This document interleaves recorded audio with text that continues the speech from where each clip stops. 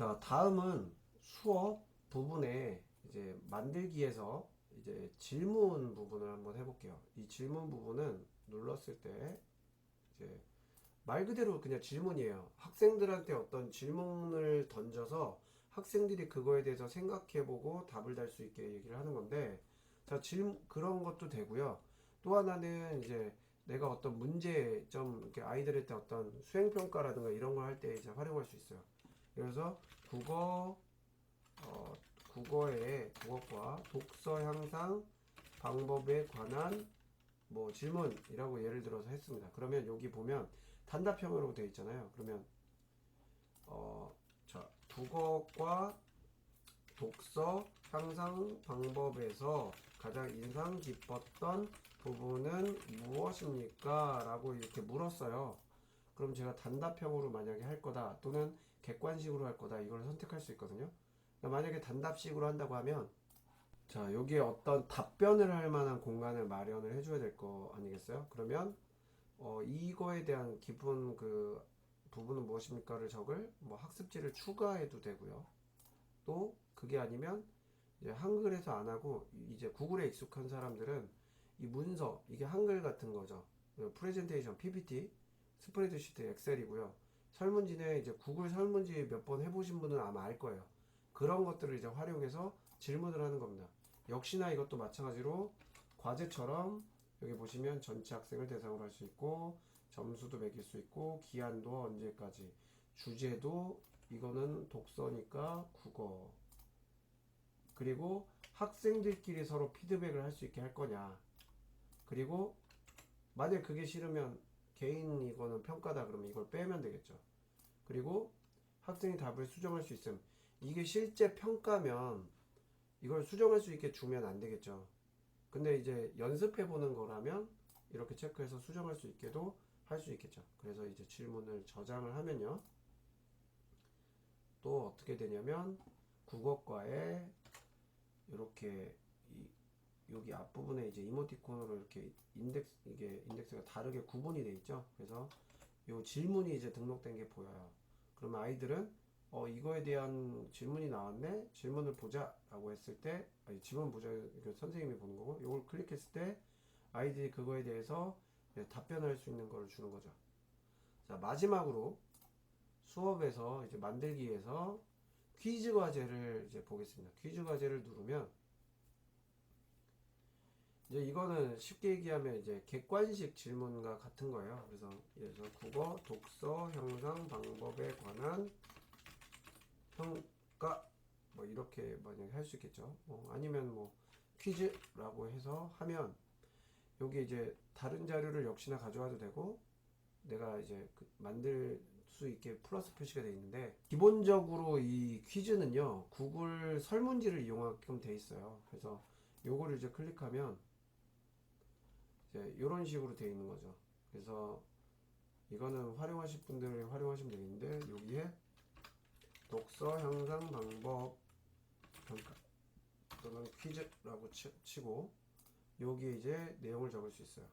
독서 향상의 가장 뛰어난 방법은 무엇입니까? 예를 들어서 이렇게 했을 때 나는 이거를 뭐 단답형으로 할 거냐 장문형으로 할 거냐 뭐 이런 선택을 할 수가 있어요. 근데 객관식으로 한다면 1번에 뭐 그냥 적어볼게요. 누워서 책 읽기. 근데 이렇게 하면 이제 옵션이 하나인 거잖아요. 1번. 그리고 하나 요 옵션 추가를 누르면 하나가 더 생겨요. 그래서 뭐 엎드려 책 읽기 뭐 이런 식으로 이제 집어 넣으면 이제 이지 선다형이 되겠죠. 그리고 여기 기타 추가하면 뭐 별도의 뭐 기타라는 내용이 들어가는데 이거는 이제 평가에 이제 상관이 없는 거니까요. 이런 식으로 이제 집어 넣는 거죠. 자, 그리고 이 아래 이제 이렇게 이지선다형으로 뭐 답은 없겠지만 예를 들어 이 두 개를 이렇게 넣었다고 해볼게요. 그리고 선생님은 이 아래 답안을 선택할 수 있어요. 답안은 저는 지금 엎드려 책 읽기를 이렇게 체크하면 이게 정답인 걸로 되거든요. 그리고 여기에 엎드려 누워서 책을 읽으면 소된다. 뭐 이렇게 예를 들어 뭐 적었어요. 그러면 이제 오답에 대한 아이들이 왜 오답인지도 알 수 있게 되는 거죠.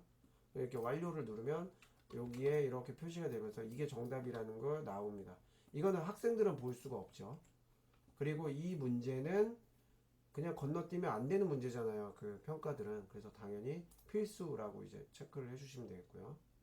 그리고 여기에는 이제 그림도 추가로 넣을 수 있어요. 문제. 뭐 누워서 읽는 그림이나 뭐 엎드려 읽는 그림을 가져올 수도 있는 거죠. 이 부분을 눌러서. 그리고 이제 한 문제가 아니라 두 번째 문제다. 요걸 누르면 이제 두 번째 문제가 또 될 수 있습니다. 그러면서 얘도 당연히 필수 문제로 하고 이렇게 객관식 문제를 쭉 만들어요. 그러면 이 문제를 똑같이 주면 아이들이 1번, 2번, 3번, 4번, 5번 정해진 문제가 똑같으면 컨닝을 하거나 이렇게 또 할 수도 있잖아요. 그럴 경우에는 요렇게 여기 이 점점점 표시를 클릭을 하면 이렇게 옵션 무작위로 섞기 이 부분이 있어요. 이 부분은 선택을 할 경우에 그 보이는 보기 문항을 다 무작위로 섞여주는 역할을 합니다. 예를 들어서요, 독서 향상과 관련된 올바른 방법은 이라고 예를 들어 문제를 내고 이 옵션에 누워서 책 읽기, 그리고 엎드려 책 읽기, 그리고 책 멀리 하기, 꾸준히 책 읽기, 뭐 예를 들어서 이렇게 지금 두었을 때 여러 학생들이 이것을 평가라고 하면 같은 문항에 이 보기에 몇 번이 답이냐라는 걸 공유할 수가 있잖아요. 그래서 이런 경우는 우리가 이쪽 부분에 눌러서 옵션 순서 무작위로 섞기라고 이렇게 누르면 만드는 교사한테는 이게 반영되지 않아요. 하지만 학생들한테는 이 옵션들이 무작위로 섞여서 학생들한테 제공이 됩니다. 그리고 이 만들어진 과정을 우리가 어떻게 학생들에게 비춰질까 보고 싶다라면 우측 상단에 여기 눈 모양의 이제 미리 보기 메뉴가 있어요. 이것을 누르면요, 이런 식으로 이제 보기가 제공이 돼요. 하지만 학생 개개인한테는 이 순서가 모두 뒤죽박죽 섞이게 돼 있는 거죠. 자, 다시 돌아와서 선생님, 그러면 이 경우에 그러니까 문제 순서가 같으면 보기는 금방 또 얘기가 될 수 있잖아요. 이거는 저희가 이제 나중에 또 바꿀 수 있는 방법이 있는데요. 문제 문항을 섞는 방법은 어떻게 되어 있냐면, 이 우측 상단에 이 톱니 모양의 설정을 클릭하면 이제 여기 이렇게 이제 여러 가지 것들이 있는데요. 이 퀴즈 부분을 누르면 여러 가지 것들 여기에 이렇게 이제 나와 있고, 프레젠테이션 이렇게 나와 있고, 일반 이렇게 메뉴가 있는데, 프레젠테이션에 보면 두 번째, 다시 설정을 눌러서 프레젠테이션을 누르면 이 두 번째 무작위로 질문 섞기가 있어요. 요걸 체크해서 저장을 하면 학생들한테 이제 문제까지도 무작위로 섞이게 되는 겁니다. 그래서 이제 표시를 하면 되고요. 일단 설정창을 연 김에 제가 이제 한번 몇 가지 짚어보면요. 여기 보시면 이제 제출 후 수정이라고 나와 있어요. 이거는 예를 들어서 이제 평가 문제가 진짜 시험 성적과 관련된다 그러면 수정을 하게 하면 안 되잖아요. 이렇게 비워두면 되는 거고요. 또 응답 횟수는 1회로 제한. 학생이 이제 여러 번 또 응답할 수 있기 때문에 이런 경우는 이제 응답자가 1회로 제한되게끔 체크해 줄 수도 있는 거죠. 또 이제 이 학생들이 누가 제출하고 어떻게 이제 통계를 낼 때 이메일 주소를 수집하겠다라고 한다면 이 부분도 체크하면 됩니다. 그래서 이제 누가 제출했는지를 정확하게 볼 수 있게 할 수 있는 거죠. 그리고 퀴즈 부분에 보면은 이제 성적 같은 경우 제출 후에 바로 공개, 학생들이 바로 알 수 있게 하느냐. 예를 들어서 그 두 번째는 이제 직접 검토 공개한다. 그러니까 바로 이제 알려주는 게 아닌 거죠. 그럼 이런 밑에 있는 거는 어떨 때 활용하냐면, 예를 들어서 이제 주관식 서술형 같은 경우에 바로 정답 처리가 어려운 경우에는 이쪽으로 이제 옮겨서 이제 할 수가 있겠고요. 이쪽에서도 이제 응답자가 틀린 문제와 정답 그리고 점수까지 볼 수 있게끔 이제 표시가 될 수 있다는 거. 이런 것들을 이제 차근차근 읽어보시면 편안하게 이제 볼 수 있고요. 마지막에 이 확인 메시지는 뭐냐면, 이제 시험을 마치고 나서 이제 제출했을 때, 그러니까 아이들 입장에서 이렇게 문제를 여기에 제출했을 때에 마지막 메시지가 뜨는 란입니다. 지금 이제 기본적으로 이 프레젠테이션에 확인 메시지 응답이 기록되었습니다. 보통 설문할 때 이렇게 하잖아요. 그럼 저희는 시험 보느라 뭐 고생하셨습니다. 이렇게 만약에 이제 저장을 하면 학생들은 제출을 했을 때 엎드려 책 읽기로 제출을 하면 이렇게 시험 보느라 고생하셨습니다. 이렇게 이제 멘트가 나오는 거죠. 이런 식으로도 이제 바꿀 수가 있어요. 이 퀴즈 과제를 할 때 약간 팁을 좀 드리자면, 선생님들께서 이제 나중에 이제 온라인 학습방에서 학생들이 어떻게 이제 시험을 제출했는지, 누가 몇 점인지 이렇게 통계를 낼 때 쉽게 한눈에 들어와야 되잖아요. 그런데 이제 아까 이제 보다시피 설정창에서 이메일 주소 수집을 체크하면 학생들에게 제공된 이메일 통해서 이제 정보가 수집이 돼요. 근데 이제 바로바로 이제 학생들을 파악하기가 어렵잖아요, 한눈에. 그런 경우에 항상 이제 기본적으로 이 앞부분에 아이들한테 이제 본인의 개인정보를 좀 적게끔 해주는 거죠.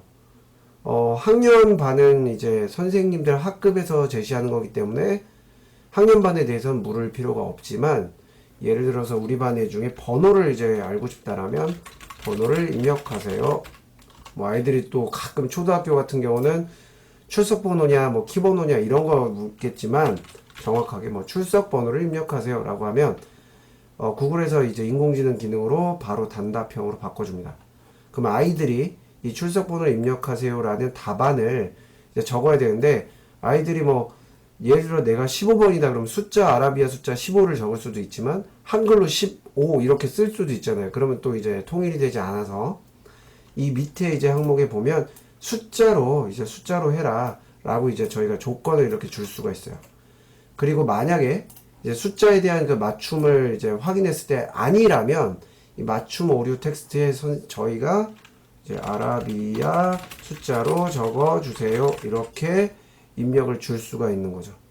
그러면 아이들이 이제 그걸 이게 다른 걸로 적으면 안 되는구나, 문자로 적을 수 없구나 라고 해서 숫자로 15번을 적게 되겠고요. 반드시 이것도 뭐냐면 밑에 보시면 필수, 누가 적었는지 시험 문제의 인적사항은 필수이기 때문에 이렇게 체크하시면 됩니다. 네. 그리고 나서 출석번호 적었으면 또 뭘 해야 될까요? 이어서 이름을 입력하세요 이렇게 적고요. 이거 역시 단답형 텍스트로 이렇게 적게끔 해주면 되겠죠. 그리고 이것도 필수로 이렇게 입력하면 됩니다. 그러면 이제 첫 번째는 출석번호를 입력하고, 두 번째는 이름을 입력하고, 세 번째가 이렇게 문제로 제시가 되죠. 한 가지만 더 마지막으로 추가를 하면, 마지막 네 번째 문제에 뭐 자기 평가를 하세요, 해보세요 라고 이제 입력을 제가 넣어 볼게요. 이건 예시니까요. 그리고 이제 여기에서 자동으로 객관식 그리드라고 했는데, 저는 이쪽에 누르면 이제 단답형을 할 수도 있고 장문형을 할 수도 있고 굉장히 많은 이제 옵션들이 있어요. 그러면 이때 저는 이제 직선 단계로 한번 넣어 볼게요. 그럼 이제 여기 선생님들이 보시다시피 평정 척도가 나오게 됩니다. 1단계부터 5단계로 이제 주어지는 건데, 저는 이거를 그냥 2단계, 1단계, 2단계만 이제 구분을 해서 적어 볼게요. 예를 짧게 시간을 아끼기 위해서. 1번은 매우 잘함, 내가 스스로 판단했을 때 매우 잘했고, 이거는 매우 못함 이렇게 만약에 집어넣었다라고 하면, 이거는 이제 학생들이 자기 평가를 내가 1번이냐 2번이냐 평가할 수 있게 되는 거죠. 그리고 이것도 필수로 집어넣을 수도 있고, 이제 필수를 체크하지 않으면 아이들이 건너뛰어도 제출을 할 수 있게 됩니다.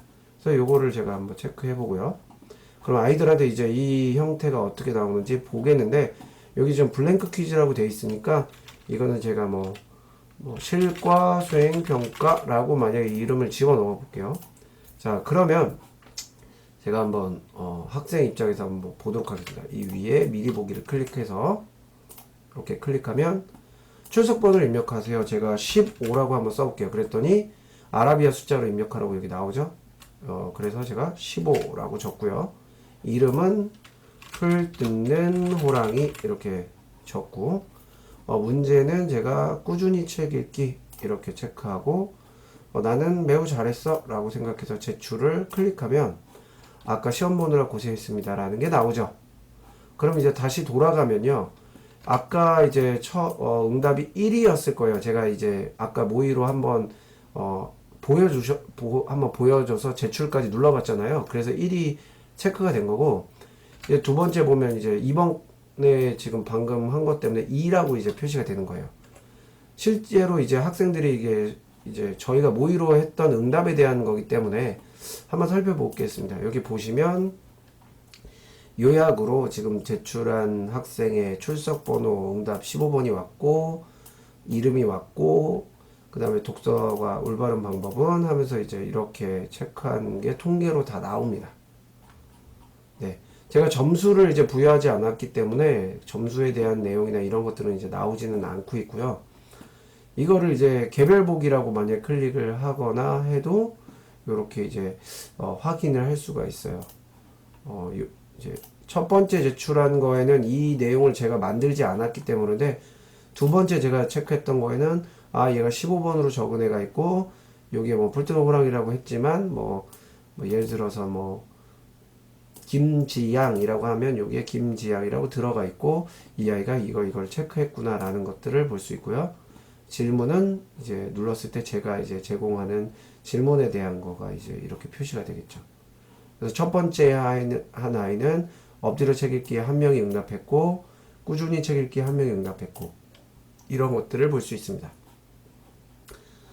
자, 그래서 이게 이제 이렇게 실과 수행평가라는 거를 만약에 이렇게 입력해서 이제 점수와 이 기한과 이런 것들을 선생님이 정해서 과제 만들기를 하면 당연히 앞부분에 이제 이거에 대한 게 나오겠죠. 그래서 저는 임의로 그냥 만들기 바로 해버리겠습니다. 자, 이렇게 하면 이제 제가 지난번에 작업하다가 이제 방송에 좀 오류가 생겨서 이제 이어서 이제 방송하다 보니까 처음 본 아주 최초 화면하고 좀 달라요. 그래서 요 부분만 참고하시면 되겠습니다. 그래서 이 부분 실과 수행평가로 아이들에게 제시가 된 게 보이고, 이걸 실제로 학생들이 클릭해서 이제 지금 저는 학생 수가 이 지금 만들어 놓은 학습정에는 없어요. 그러다 보니까 지금 할당이 몇 개가 됐느냐 이런 거 표시가 되지 않는데, 지난번에 말씀드렸다시피 우리 학교 학생의 제적이 25명이면 최초 이 할당 25명에게 할당이 완료됐다라고 뜰 거고, 그 중에 이제 제출한 사람이 한 명이 되면 여긴 24명이 이제 할당 받은 상태로 돼 있을 거고, 10명이 제출을 했다면 15명이 할당 받은 채로 남아있다고 표시가 될 겁니다. 그리고 이렇게 제출하면 선생님들께서는 이 오른쪽 탭인 성적을 눌러서 학생들 하나하나에 대한 이 정보를 이제 보실 수가 있는데, 이때 이제 제가 제출한 질문에 대한 거, 과제에 대한 거, 이런 식으로 이제 일목요연하게 한눈에 다 나와요. 그래서 이때 이제 학생들이 이제 기입한 아까 퀴즈 과제 같은 경우는 앞에 1번에 이제 학생들의 이름, 그 출석 번호와 학년을 이름을 적었기 때문에 이 아이가 누군지가 여기에서 굳이 이 학생의 아이디와 이런 걸 조회해 보지 않아도 바로 이제 누군지 한눈에 직감적으로 알 수 있는 거죠. 네. 퀴즈 과제는 이렇게 이제 할 수 있고, 이 성적은 선생님들께서 과제나 퀴즈나 뭐 이런 것들 제출했을 때 한데 이제 모여서 이걸 관리하고 통계낼 수 있는 탭이라고 보시면 됩니다. 그래서 선생님들께서 구글 클래스룸을 활용하실 때 퀴즈 과제 업로드하는 방법과 간단하게 몇 가지를 살펴봤고요. 이거를 활용해서 아이들에게 온라인 학습을 제공할 수 있으면 좋을 것 같습니다. 자, 저는 여기까지 마치겠습니다. 선생님께 조금이라도 도움이 됐으면 좋겠습니다. 네, 감사합니다.